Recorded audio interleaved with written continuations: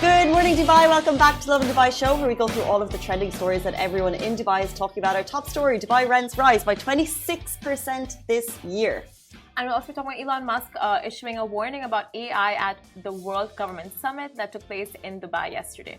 There is a 51k fine on the streets of Abu Dhabi if you do this one thing. And of course, one of South Africa's biggest comedians is coming to Dubai, so all the details on that. And do stay tuned, because later in the show, we're going to be joined by a 12-year-old racing driver, Haber. He is award-winning, doing the most in his racing car career. But before we get into all of that, Simran and I had an absolute blast 5 minutes before the show, because we found a conversation on Reddit. And it might be the best conversation on Reddit we've seen this year. It was giving. Oh my God. Okay, fine. The question, should I ask or do you want to ask? I think it's important that you do. Okay, so on Reddit, I think the question that has taken over the entire platform is it not proper to eat shawarma? Sorry, I'm going to start again. Is it improper to eat shawarma for lunch? And they have a valid reason for asking this question. They say, many places only offer shawarma in the evenings and not for lunch. Why is this? Is it considered improper to eat shawarmas for lunch in the Arab culture? It's a genuine question, because I think this Reddit user is concerned about the lack of shawarma available during the daytime. That is on point, because it's true a lot. Like literally a majority of the cafeterias and restaurants out there, they only serve and make and prepare shawarmas evening onwards. But the comments are so funny. You guys, Reddit is so giving. So it's like you start scrolling and people are just like, at first they're genuinely answering the question. They're like, nah, it's fine, eat it whatever you want. Until Raider jumps in and he says, it's if you commit such an act of hearsay, the secret shawarma police are deployed to eliminate you. Even talking about them is dangerous. So I hope you appreciate the risk I took by And people are just like, oh my, has he revealed the shawarma police? You don't talk about the shawarma police. It's just a very random conversation, but it is so funny if you've seen it on Reddit. Don't mess with the shawarma police. We can't talk about them. No one's allowed to talk about them. This could get us in trouble. Literally what I've been warning people about for ages here. Stop talking about the shawarma police. They are watching you at a... Reddit user silenced. Shawarma hearsay. Rolling protest by neighborhood as supporters chicken out. Eliminated. And the secret is out. They sell shawarma in the evening, and then someone gets into the proper answers, and everyone's like, "No, just get back in your box." We're only talking about the shawarma police right now. However, let's go back to the key question: why is there less shawarma during the day? I have a response. Oh, you do? You have an answer? I have a suggestion. What? Because the only real way to eat shawarma is if it's doused in that garlic aioli, you know, and it's too much for the middle of the day. Too much flavor in your mouth. It's too much garlic in the middle of the day. So you have to wait till the evening, or you could offend your colleagues with your garlic breath. You know what? You're so smart.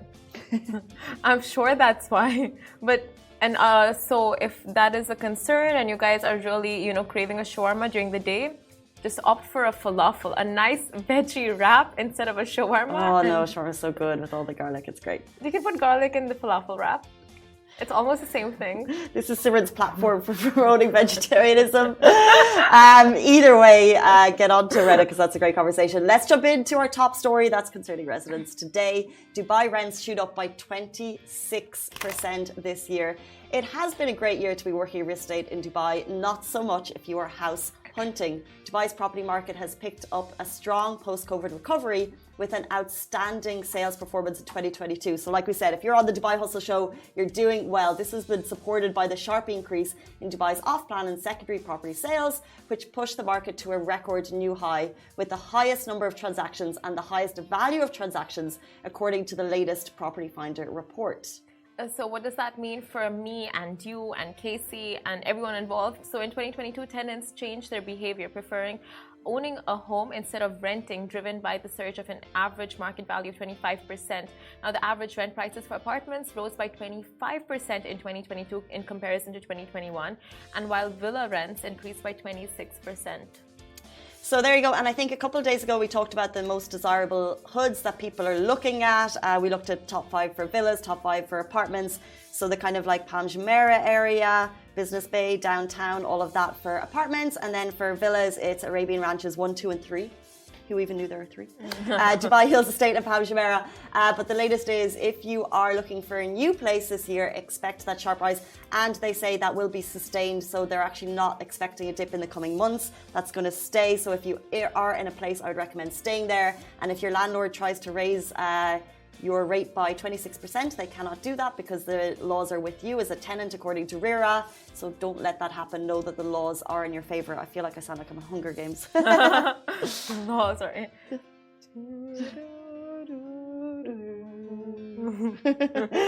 We see you tenants. Do not let them raise it by 26%. They can't do it. Do not volunteer as tribute and leave your house. Stay put. Hold on. Because apparently from a spokesperson that we had from the Dubai Land Department earlier last month, he said that rents are supposed to stabilize by the end of this year.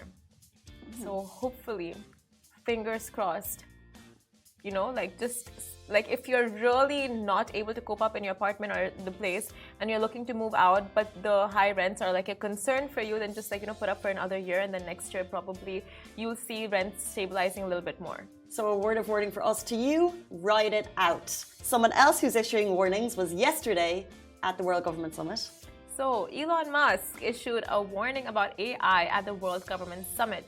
So on day 3 of the World Government Summit, which is WGS, Elon Musk, the CEO of SpaceX, Tesla, Neuralink, and a few other companies that are changing the world as we know it, joined the conversation virtually and dropped some knowledge bombs about the regulation of artificial intelligence.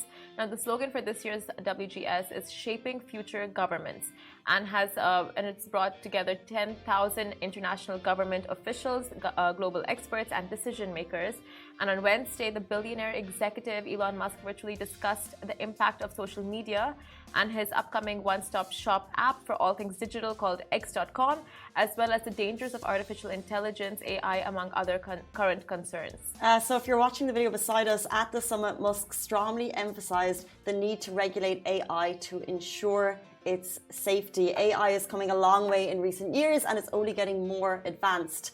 As we've basically seen with ChatGPT and other products, it's essential to ensure that it's being developed in a way that doesn't put people at risk. So Musk called attention to the need for regulatory bodies to oversee public safety, as done for inventions such as aircraft, cars, and medicine, i.e. regulate. AI is no different. It's an advanced technology that has the potential to be at risk to people, and we need to make sure that it's being developed safely and responsibly. So Musk also explained why slowing down AI development could be a good thing. Now, some people might argue that regulating AI could slow down its development. And to be fair, that's a valid concern. However, Elon Musk thinks that slowing down AI development could actually result in better. And it would give programmers more time to consider the potential risks and how they can be mitigated. Musk also spoke about the need for a trusted digital sphere with the least amount of censorship allowed by law. The internet can be a pretty wild place, as we know. And social media platforms like Twitter have a lot of power to shape public opinion. It's important to have a space where people can exchange ideas and opinions freely without fear of censorship or persecution. Coming from the man who owns Twitter, not surprising that that's his, that's his thoughts on the thing. But what is interesting to me is his call for the regulation of AI. It's scary. It's scary, but it's, I don't know, fascinating, right? Like we're literally at the, so AI was always available, right? Like to secret intelligence, to all these like, because Elon Musk works so closely with AI, right? Like Neuralink, SpaceX, it's all to do with artificial intelligence. And he's literally like the trailblazer in that department. So for him to say that we need regulation, it's like, interesting. I think he's concerned that he's unleashed something on the public that we don't even comprehend, and now he's taking a step back thinking everyone now has access to this phenomenal technology that is going to change the way we work, change the way we live and work essentially. It's so powerful. I think it's nearly too late for him to say it needs to be regulated. Like, this should have been his thought process like 10 years ago. Yeah, but I think it is being rolled out slowly, to be honest, because right now we have like a few AI websites ChatGPT and a few other that, you know, like take your commands and then they make art and then they make presentations. Like we have a few websites. So it's like coming out in like short bursts. Like now we're seeing websites. Later we'll see more enhanced versions. Like it's just going to like, this is just the beginning, you know? Imagine like code me a website and it's done. So Wow. either we can look at it as a super scary technology or it's like a fancy calculator. A very fancy calculator. You know, this really reminds me of that AI whole, like there was a video that was generated by AI of like the evolution of humans from apes to sapiens and then to robots and then to buildings and then to concrete. It was just like, I feel like it's actually happening. We're going through that right now. Well, that is the latest from the World Government Summit. It's beyond me. Something more in my sphere of understanding. It's a 51,000 dirham fine for jumping a red light in Abu Dhabi. You have been warned. Running a red light in the capital could land you a 51,000 dirham fine. This actually has been ongoing for a couple of years. It's a reminder, and there's some slight changes in terms of the number of days. So the fines on Abu Dhabi roads differ to Dubai, and they are particularly strict, famously particularly strict. Now, the actual fine for running a red light is 1,000 dirham. However, motorists who jump a red light will also be subject to the following criteria. So a 1,000 dirham fine, 12 traffic points, your vehicle will be impounded for 12 days, and then you will need to pay 50,000 dirhams to release your impounded vehicle. Now, that is the lowdown on this car situation in Abu Dhabi, and that is a lot of money. 50,000 dirhams for jumping a red light. You just have to be so, I mean, this goes without saying, but you have to be vigilant on the road regardless. But now knowing that the fines are and the consequences are so severe, I think it'll make people all that more, you know, just careful when out there. 100, like it would make me nearly reconsider driving to the capital. The driver's license will also be withdrawn for 6 months. As well as that, the vehicle will be impounded until the full fine for releasing the impoundment has been paid. So that your vehicle will be impounded until you've paid that 51k to get it out. It will just make you really, really reconsider your behavior on the road. But you may think that this is a big amount, right? But then when you really consider why they've put this into place and all the lives that are endangered when someone jumps a red light, like it can be so fatal. So this fine is literally nothing, like when you compare to the cost of someone's life. So true. And Abu Dhabi police regularly share this really kind of shocking footage of poor road behavior. And it's obviously, they put in these super strict fines for a reason. It's necessary. They see a lot of kind of unwanted behavior on the road. Exactly. There are a lot of accidents, so they have to put these in place. And there's a cause for it, and there's a cause for concern, so it's needed. But yeah, it will definitely make you reconsider your driving style across the UAE, not just Abu Dhabi, hopefully. Of course, your driving style, like anywhere in that case. Also, our next story, one of South Africa's biggest comedians is coming to Dubai.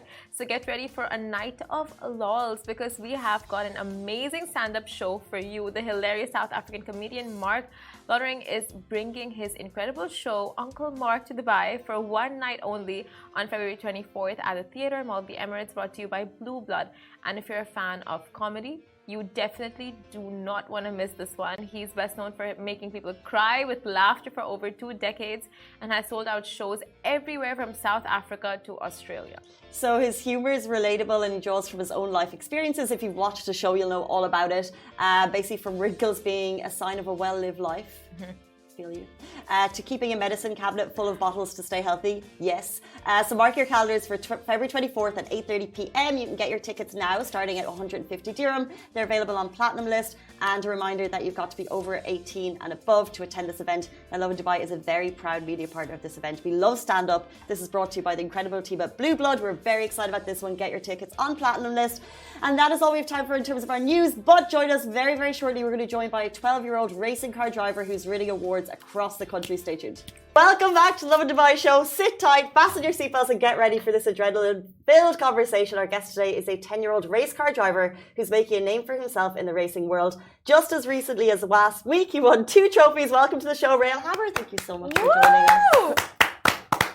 Thank you. Firstly, how did you get your driver's license? Because from what I know, the age is 17. I don't know, because I think when karting, driver's license you're allowed to get when you're 5 or above. Mm. So when did you start driving? I started driving when I was 6. Okay, so you've been doing this for a very, very long time. So tell us about school. Are you bunking school today? Do they know you're here? Well, today there's no school because we're on a weekend. Right. Are your friends watching? I don't know. You don't know. What school are you in? In Dubai American Academy, DAA. And how much training do you have to do for your driving? Well, I used to train like 2 times a week, but in the championship, you don't really train a lot because now I'm in the championship. So I train when there's a race coming up. Like in the week where there's a race, I train. Because last year I trained twice a week because I was training for the championship because I wasn't in it. So so racing, right? Like, when did you try it? When are you like, okay, mom, dad, I want to do this forever. Like, I want to make this my career. Like, how did that happen? Because when I was a kid, I always loved cars. I always asked for toy cars on my birthday and Christmas. I always played with cars. And once when I was 4, my dad took me to an F1 race. And then after that, when I was 5, I went to watch my friend Connor in karting, and then I really liked it. So then I asked my dad to start racing, and then I started karting. Can you remember your first race? My first race, I think that was in Dubai. I got 3rd in Bambino. Wow. So what was the most challenging race you've had? The most challenging race I've had was in the old plate with Jensen Chalk because he's number 9 in the world championship. So it was really challenging. And I started crying when I lost because I got 2nd. Till the last corner, I spun and then I got 3rd. But this guy named Achilles, he got a bumper penalty, so I got 2nd. Oh. And are these all in your age group? Yeah. And then do they all come to Dubai to race, or where do you go? Yeah, I come to Dubai to race, but my dad got a message from people who they race in Europe. They asked me if I can race in Europe in the World Championship. That's amazing. Wow, you must be so excited. So are you preparing for that right now? Yeah. And what are some really cool racing terms that you've learned? Like you just said bumper car? Yeah, like a bumper is when it's called the nose cone. It's like when you hit a car really hard and like they go like this. So that causes you to get a bumper because there's something called a neck brace. If you don't have it, your head can go like this and you can damage your neck. Okay, so have you had any like scares when you were racing and you're just like... There's many types of penalties, like when you tramline infringement, there's like these 2 lines, you have to stay in between them, or because if you go out when you're starting the race, but it's only at the start. If you go out a bit, if you go out 2 wheels, you get a 3-second penalty. You go out 4 wheels, you get 10 seconds. Are you not scared of getting injured? No. No. That's brave. I want to just, for anyone watching, I want to tell everyone how amazing you've done so far, okay? So Ray has won first position last week in 2 international races at Yas Marina Abu Dhabi. Coming first in both races is part of the Rotax Max Challenge Championship. He also won 2nd position in the Dubai O-Plate 2023 international race. He won first place in Muscat race 2022, 2nd place in the Al Ain race in 2022. He's won the UAE Bambino Championship, which you said, in 2020, and 4th place the Dubai O-Plate in 2019. So it's wins after wins after wins, like top 5 every time. It's amazing. Congratulations. And you don't get scared? No. Okay, so who do you look up to? Do you have role models Max like Lewis Verstappen. Sorry? Max Verstappen. He's a He's a 2-time world championship winner. So is that where you see yourself? Yeah. In the future to be a racer like him? I want to be like him. Yeah. What is the hardest part of the whole driving part?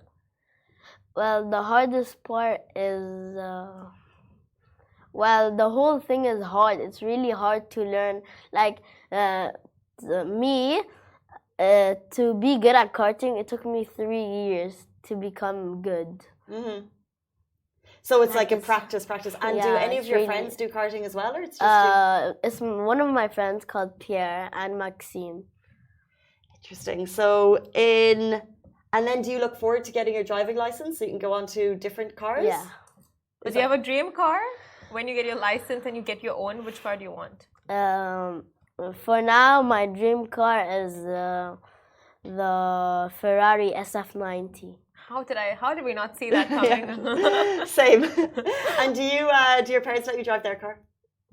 Sometimes I Oh! Of course they do. Exposed. So tell me, in school, when you go back, are your friends really impressed and your teachers, and they go like, "Wow, the racers here"? What is the reaction you get from your friends and teachers? Something like, "Well done, Ray!" Like, "Oh my God, how I wish I can do karting." Do you have any advice for kids your age if they're watching this show and maybe they want to be race car drivers as well? Do you have any advice for them? They should always stay calm and breathe while they're in the car, and they should never give up. Because last week in the final race in Abu Dhabi Yas Marina, my friend Omar in the pre-finals, he's a senior, he's like a big race car driver. He was in 5th position, and at the last lap, he overtook 5 people. He took advantage. So he went to first, but in the finals, he went back. But still, amazing move. That's amazing advice. So your point is to stay calm, and then you can plan your moves. Always breathe. Always breathe. And don't become nervous. Wow. Because you can spin a lot. That's like in the Oplay, I was really nervous because it's like a really big race around the whole world. So what's the next race that you're looking forward to? The next race is in Al Farsan. It's also a race in Abu Dhabi. So the next race in Al Farsan, race in Abu Dhabi. In future, we want to see you in Abu Dhabi in the Yas Formula 1 for sure. But good luck in your career. Thank you so much for joining us. Hi to Mama, by the way, who's here as well. And thank you so much. That's Ray Haber, who is a racing car driver, award-winning. 10-year-old. That's epic. That is all we have time for the show today. Thank you very much. Goodbye from us. Oh, fist bump. Boom. You're welcome. Boom. Bye, guys. This show is brought to you by the Augustus Media Podcast Network. Thank you for listening, and I hope you enjoyed it.